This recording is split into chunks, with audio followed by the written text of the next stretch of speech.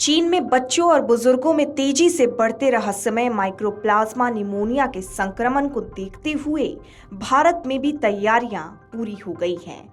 अगर ये संक्रमण चीन से भारत तक फैल गया तो उससे बचाव और मुकाबले के लिए राज्य ने खास तैयारियां की हैं। केंद्र सरकार की ओर से इस बारे में अलर्ट जारी होने के बाद राज्य ने अपने मेडिकल इंफ्रास्ट्रक्चर में मौजूद खामियों को दुरुस्त करना शुरू कर दिया है।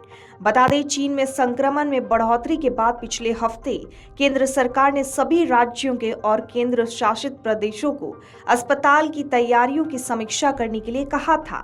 साथ ही ये भी कहा था कि भारत का स्वास्थ्य मंत्रालय चीन में बच्चों में संक्रमण के मामले में वृद्धि पर बारीकी से नजर रख रहा है। अत्यधिक सावधानी के तौर पर मंत्रालय ने अपने राज्यों से अपने अस्पताल में बिस्तर, इन्फ्लुएंजा के लिए दवाई और टीके, चिकित्सा के लिए ऑक्सीजन, पीपीआई आदि की उपलब्धता सुनिश्चित करने के लिए कहा था।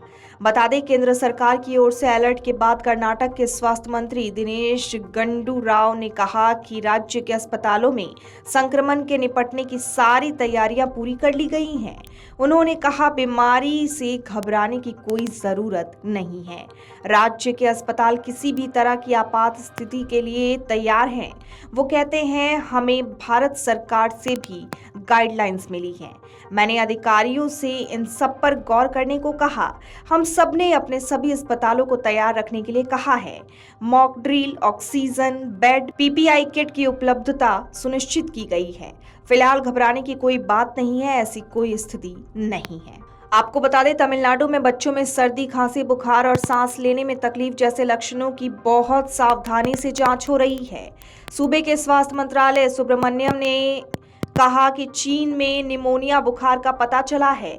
इसका असर बच्चों पर अधिक पाया गया है। इस संबंध में जन स्वास्थ्य विभाग बच्चों में होने वाले बुखार की बहुत ही सावधानी से जांच कर रहा है। तमिलनाडु में फिलहाल ऐसे किसी संक्रमण के बारे में पता नहीं चला है। इतना ही नहीं, आपको बता दें, संक्रमण को लेकर गुजरात में भी हर तरह की तैयारियां पूरी कर ली गई हैं। राज्य ने गुजरात में कोविड-19 महामारी की अवधि के दौरान की गई ऑक्सीजन की उपलब्धता और बिस्तर की तैयारियों की फिर से जांच की है। सूबे स्वास्थ्य मंत्री ऋषिकेश पटेल ने कहा कि राज्य सरकार और केंद्र सरकार चीन में सांस की बीमारी के मामले में वृद्धि के कारण उत्पन्न होने वाली किसी भी तरह की आपात स्थिति से निपटने के लिए तैयार है। उन्होंने कहा कि कोरोना के समय जो भी व्यवस्था की गई थी वो अभी भी परफेक्ट है। बता दें, इसके लक्षण कोविड संक्रमण से मिलते जुलते होने की वजह से विश्व स्वास्थ्य संगठन ने इस मामले में रिपोर्ट भी ली है। इस नए संक्रमण पर चीन की ओर से जवाब मिलने के बाद WHO ने फिलहाल कहा है कि चीन में सांस संबंधी बीमारियों के ताजा मामले माइक्रोप्लाज्मा निमोनिया जैसे ज्ञात वायरस के संक्रमण से जुड़े हैं।